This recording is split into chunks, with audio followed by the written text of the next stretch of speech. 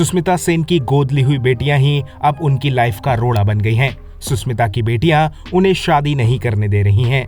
सुष्मिता ने कहा है कि जब भी वो बेटियों के सामने अपनी शादी की बात रखती हैं, तब उनकी बेटियां इस बात का विरोध करती हैं। सुष्मिता ने कहा कि उनकी बेटियां कहती हैं कि उनको पिता की कोई जरूरत नहीं है, इसलिए उनकी बेटियां नहीं चाहती कि वो शादी करें।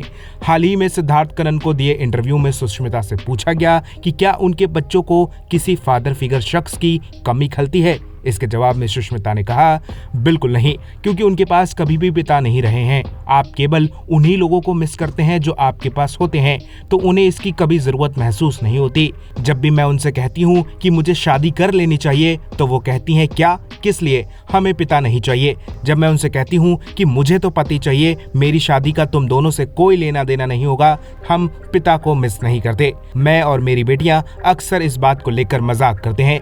सुष्मिता ने कहा कि जब भी उन्हें पिता की कमी महसूस होती है, तो मेरे पापा यानी उनके दादा उनका साथ देते हैं। दोनों बच्चियों के लिए मेरे पिता ही उनके फादर फिगर हैं, वही उनके लिए पिता समान है। सुष्मिता का हाल ही में ललित मोदी से ब्रेकअप हुआ है। ललित मोदी से पहले सुष्मिता रोहमन शॉल के साथ रिलेशन में थी। तब सुष्मिता ने कहा था कि उनकी दोनों बेटियां रोहमन को ही अपने पिता के समान देखती हैं, लेकिन रिश्ता टूट जाने के बाद अब रोहमन को बेटियों ने अपना पिता मानना बंद कर दिया है।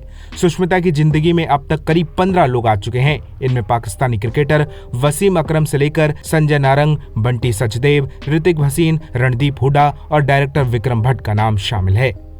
आप क्या कहेंगे इस पर? अपनी राय हमें कमेंट में दीजिए और ज्यादा ऐसी अपडेट्स के लिए बॉलीवुड पे चर्चा को सब्सक्राइब कीजिए।